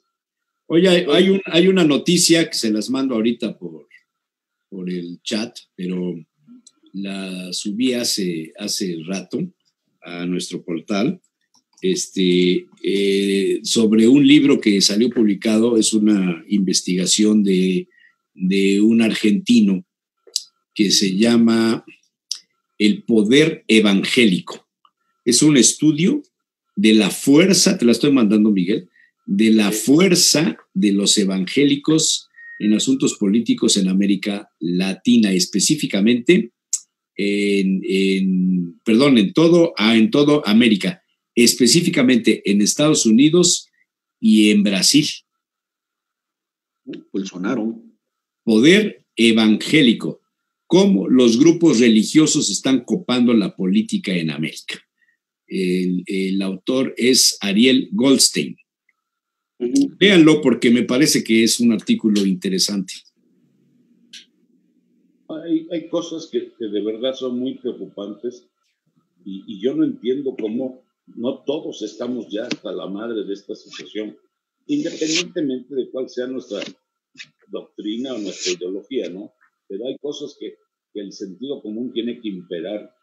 O sea, tomamos a cuento que se robe lo del pueblo, hijo de la mañana, es desquiciante. Tomamos a cuento que 10 ex titulares de salud hagan una carta diciendo, oye, la estamos regando, hay que reconsiderar el camino, y el egocentrismo no nos permita dar un ligero viraje. Yo ya no digo un golpe de timón, un ligero viraje a la nave. O sea, no puede ser que estemos tan quietos, tan inamovibles en una posición que a veces no tiene defensa. Es más, es que no tiene defensa. Sí, porque si analizamos los muertos en el país, son más de 200,000, tranquilamente. En Puebla mismo, lo que les acabo de decir, hemos tenido... No sé si 200,000, los expertos, los investigadores de la Universidad de Oxford y la de Washington pronostican 100,000 para finales del próximo mes. Ya vamos 70 y algo mil, ¿no? 70,000. 77 o 76. Ahora, hay una noticia que está en este momento circulando ya por las redes, en los portales de información digital. La empresa Johnson & Johnson ha comenzado este miércoles la fase 3, la etapa final del estudio para demostrar si una vacuna de una sola dosis contra el COVID-19 puede proteger al ser humano del virus. Será uno de los mayores estudios de vacunas del mundo contra el coronavirus. Se probará en 60,000 voluntarios en Estados Unidos, Argentina, Brasil, Chile, Colombia, Perú, Sudáfrica y México. Es una buena noticia, ¿no? Es muy buena noticia. Pero Johnson & Johnson es una empresa seria. Sí. Pero todavía va a pasar mucho tiempo. Bueno, pues si en España están ahorita, hoy en la mañana estaba escuchando en las noticias de la mañana en Radio Televisión Española, la alarma que hay en Madrid, porque ya van 36 zonas que están cerradas y el próximo lunes van a aumentarlas porque el crecimiento ha sido tremendo como el de mayo. Entonces están espantados. Y no es solamente es que en realidad... En Inglaterra ya también están con el mismo plan. Claro.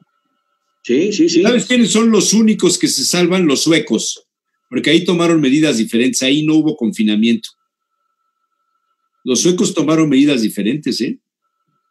Es que es el problema que provocó el coronavirus. Nos colocó en la ignorancia, no sabemos nada de ese virus, ¿no? Bueno, sobre todo en su mutación. ¿Sí? Eso es lo peligroso. Sí, porque los mismos médicos han entrado en una desesperación de cómo en unos pacientes ciertos procedimientos han servido y el mismo procedimiento en otros no funcionó. Sí.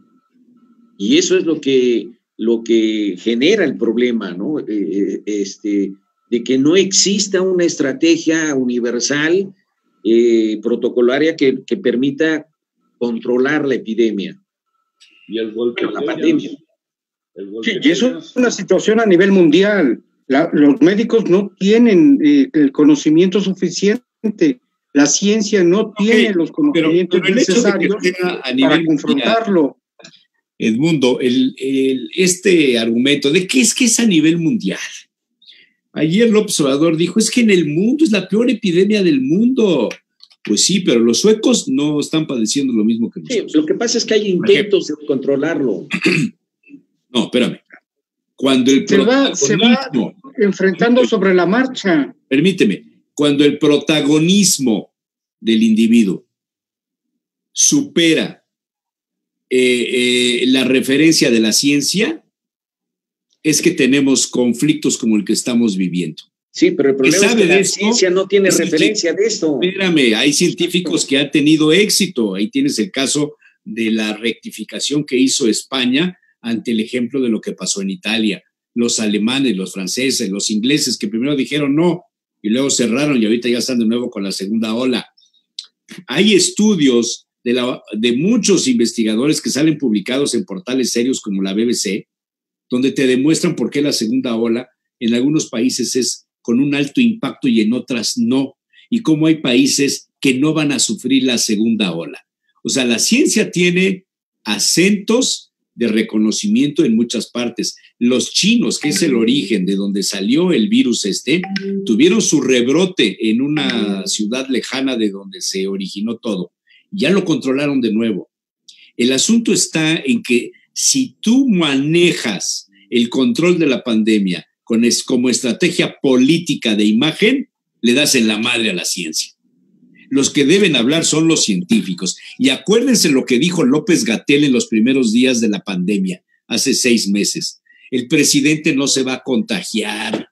El presidente tiene fuerza moral. ¿No se acuerdan? Sí, claro. Ahí está, hombre. Cuando la política ocupa el lugar de la ciencia, ahí están los problemas. Ahí está Trump. Y lleva 200,000 muertos, Trump.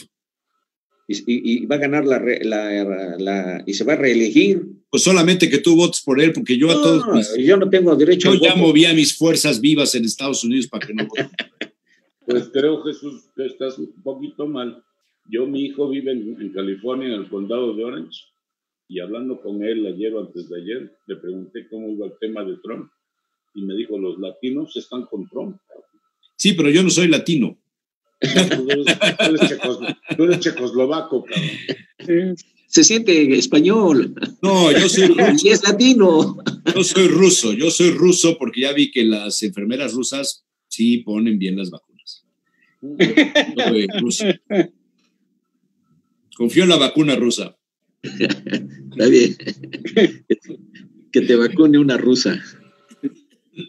Al rato se va a llamar los Periodinsky. Ay, me estoy ahogando. Y así está. Bueno, ¿qué otros temas, Miguel Quiñones, te tienen hasta la madre? No, es que desgraciadamente, quieras o no, siempre regresas a estos dos, la situación económica. Yo estos días, lunes y martes, he salido circulando, tengo compromisos que cumplir y he recorrido algunas calles, por ejemplo, la 31. Voy hasta Coltlancingo y después me regreso a lo mejor por la 25 o por la 31. Es increíble la cantidad de locales que hay que dicen se renta. Hombre, es impresionante eso. O sea, de verdad dices... Sí, es cierto. Porque ya no es el negocio en sí, sí. Era la gente que trabajaba en esos negocios. Y hablamos de 6,000 desempleados en Puebla y dices, puta, yo creo que hay que ponerle otro cerito, cabrón. Porque realmente es impresionante la cantidad de locales. Antes no veías un local vacío ni en el zaguán ni en las cocheras de las casas. Y ahora todo se renta. Entonces, al final, aunque no quieras, tienes que regresar al tema de la pandemia, al tema de la situación económica. No entiendo por qué el dólar está a 21 y cacho. No lo entiendo. O sea, debería de estar muchísimo más caro, ¿no? Porque los datos pues te dicen que aquí vamos a tener una crisis grave y ya bajamos de 25 casi a 21, a 22 dólares, a 22 pesos. Dices, ¿qué es lo que está sucediendo? ¿Qué es lo que saben que no sabemos? El mismo euro también se ha regresado un poquito. Estaba a 26.60 hace 10 días. Mi hijo se fue para Vigo y llevó euros de 26.60. Ya están a 26, ya te los ofertan un poquito abajo de 26. Dices, ¿qué ocurre? Estamos tan bien como para que no podamos ver. Y después vienen las otras situaciones. No construimos un aeropuerto porque es un lago, pero estamos haciendo una refinería en un desierto. Digo yo, debe de ser un desierto porque lo que veo es pura agua, pero eso no es lago, eso es algo que sí se puede hacer. Pues ¿Por qué seguir metiendo dinero que ya no tenemos? Ya nos gastamos todos los fondos, ya hemos pedido prestado, aunque digan que no vamos a pedir más. Hemos detenido el crecimiento de la industria limpia. Sí, tenemos a Pemex con unas broncas que si su calificación baja un pelito más, desaparecen. Entonces, ¿qué ocurre? ¿Por qué no nos hablan con la verdad? El secretario de Hacienda dice que lo vamos a pasar muy difícil. El presidente dice que ya estamos de poca madre. O sea, los que realmente tienen el control sobre áreas específicas son defenestrados por el propio jefe. Pues, ¿qué hacemos? Mira, es interesante la reflexión de que estamos hasta la madre, como lo estás diciendo, Miguel. Y cuando empezó la pandemia, Jesús Manuel nos puso un ejemplo de lo que estaba pasando en los países asiáticos, de por qué allá sí funcionaba y en otros lugares como los latinos y en especial en México no.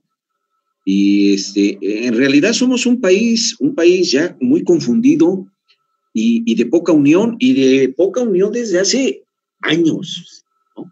Es decir, no somos un país nacionalista que en donde todos los mosaicos étnicos estemos unidos para levantarnos. En realidad no es así. Y eso genera todo lo que tú estás planteando. ¿Por qué no nos hablan con la verdad? En realidad no tenemos un punto de partida para decir, bueno, estamos mal y hay que empezar, ¿sí? Yo no escucho, como bien lo dices, en el grupo de Frena, un argumento de decir, el país necesita tomar este rumbo y necesitamos empezar a trabajar de esta y de esta otra manera. No lo escucho. Yo tampoco. Lo único que escucho es odio y violencia. ¿Sí? Creen que con pendejear al presidente ya es suficiente y eso sí, no es verdad. Lo podemos pendejear. Lo podemos pendejear, eso es lo de menos, pero lo podemos pendejear si hubiera un criterio de cómo vamos a trabajar y de cómo vamos a producir y de cómo vamos a salir adelante. ¿Sí? A mí lo que me llama la atención, porque me mandaron recientemente el currículum de este cuate que anda manejando. ¿Cómo Frena, se llama? Lozano. Gilberto Lozano. ¿Javier Lozano? No. Gilberto Lozano. Gilberto. Que tiene una serie de estudios en liderazgos empresariales y a mí me asombra que un líder empresarial hable y se mueva de esta manera sin proponer algo específicamente. Esto que tú decías, Miguel, sin tener argumentos para discutir, está en el absoluto odio y violencia. ¿Sí? O sea, te repite lo que para todos nosotros es evidente. Estamos en una crisis económica, estamos en una crisis de salud, estamos en una situación. A ver, pero espérame un segundito. Gilberto Lozano fue un directivo de FEMSA. Sí. Es un agente de Monterrey, ¿no? Sí. Hay esas ideas. Yo lo que he leído es que habla de López Obrador, que es comunista, que está llevando al comunismo, que es como Hugo Chávez, es como Fidel Castro, como Hitler, también lo ha comparado a Hitler. También habla de que tiene que salir, que ya nos hizo bastante daño y que hay que quitarlo y que tiene que renunciar, ¿no? Exacto. Pero a mí me parece que este cuate está haciendo más grande a López Obrador. El movimiento de Frena es el clásico movimiento reaccionario. Está reaccionando a una acción sin proponer algo que corrija el rumbo. No se corrige el rumbo de la nación con la renuncia o la salida del presidente. Al contrario, vas a complicar la vida política y social y económica de este país si el presidente se fuera. O sea, ¿no tienen idea de lo que están diciendo? Los poblanos lo vivimos con la caída de los gobernadores y las llegadas de los interinatos, todo lo que nos pasó allá en la década de los 70s. No se solucionan las cosas así. me parece que el intelecto de los líderes mexicanos no está llevado del lado de la razón, sino de los líderes, de la emoción. Sí, pero también es el perfil del empresariado mexicano. Pero él no es el empresariado mexicano, perdona. Él no es Carlos Slim. No, pero él se asume. Él no es Harpelú. Pero él se asume. No. Pero él se asume. Él se puede asumir como el hijo de lo que tú quieras. No, por favor, ahora sí que hay que ponerle seriedad a esto. El hecho de que el señor diga que es un empresario no quiere decir que lo sea. Mira, él trabajó para una empresa que se llama FEMSA. Dame chance un segundo. FEMSA o FEMSA, ¿verdad? FEMSA. Sí, la de la coca. Ahora, tomando ese punto, hay uno que sí es enemigo de López Obrador y es el Diablo Fernández. Sí. Yo creo que mucho de la política que gira alrededor de la Coca-Cola, lo que engorda, que nos hace el país, etcétera, ese es pleito personal. Pero López Obrador se reunió con los grandes directivos de la Coca-Cola. Y van a seguir invirtiendo. Y van a seguir invirtiendo. Sí, o sea, FEMSA es el Oxxo, es Coca-Cola, el Oxxogas, las farmacias ISA, eso es FEMSA. Y el puerto de Veracruz. Claro. El hermano del diablo es el director de la empresa. De la privatización de la concesión que se dio en el puerto de Veracruz. Así es. O sea, les han tocado los intereses, los negocios. Ahora, Lozano, nada que ver, porque ni siquiera está en FEMSA. Pasó como... Fue. Tiempo pasado que ya pasó. Fox también pasó por Coca-Cola y era el gran directivo. Pues también Fox estuvo por Coca-Cola. Sí. El gerente. Mira cómo nos salieron las cosas. Yo por eso nunca he tomado la Coca-Cola. Yo la desinfecto. Yo tomaba Pepsi. Yo la desinfecto. Acá entre nos la Coca-Cola yo sí la uso, pero la uso para lavar el water, por ejemplo. Me limpia muy bien todo eso, sí. Bueno, ya van a dar las 10. Está bien. ¿Algún otro comentario, Miguel Quiñones? Pensé que ibas a comentar algo sobre las personas que se enferman y se van al hospital Ángeles y luego piden colectas, pero no. Yo no me quiero meter en Honduras. No, pues, pero siguen hablando en clave. Pues, a ver, tú eres de Venezuela, no te puedes meter en Honduras. Eso se llama expansionismo. Pero sí, todavía hoy siguen saliendo noticias de que murió. Y te ponen fotos de que se ve como tenía 60 años. Ya estoy, creo que ya sé por dónde van. ¿Ya ligaste? Creo que un religioso. Yo con las cuestiones de la iglesia no me meto, man. Yo tampoco. Hasta cómo soy lento, pero tenía que dar huellas para poder entender. Ya más no se podían. Tú no eres lento, tú más bien eres ignorante. No, es más abusado, porque aparte es mucho más religioso que tú y que yo. Claro. No conoce el tema a fondo, cabrón. Claro. A mí cuando yo estaba con tú porque tienes tu propia iglesia y generas tus limosnas ahí, pero... Yo cuando estudiaba con los agustinos, siempre me dijeron que el mayor enemigo de la iglesia era el renegado, porque conocía hasta el de qué color estaba manchado los calzones. Eso sí. Mira, es un buen comentario, está bien. Sí, yo soy un católico. Muy bien. Señoras y señores, un placer. Bueno, un gusto. Un verdadero placer. Nos vemos. Mañana jueves voy a charlar a las 8 de la mañana con la secretaria de Seguridad Pública del Ayuntamiento de Puebla, Lourdes Rosales, acerca de la certificación de los policías de Puebla. Y después voy a convocar a nuestros colaboradores de los jueves, a los habituales, a Aida Manso y a Olinto Montiel y a Víctor Gómez, a charlar sobre la policía, sobre el papel, sobre el tema de quién decide ser policía, qué pasa en la cabeza de un policía, cómo se decide. No, tienes que buscar otros temas. Tienes que buscar quién decide ser político dentro de las huestes del PRI y del PAN. Ese es otro buen tema.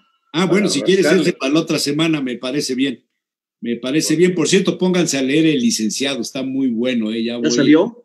Ya me lo mandó ayer Jesús Lemus, pero ya está en las librerías, ya voy a la mitad. Está buenísimo. Te lo recomiendo. Está bien. Nos vemos mañana. Los que nos vemos mañana, nos vemos mañana. Y ustedes, días. Próximas. Un abrazo. Gracias. Hasta luego. Adiós.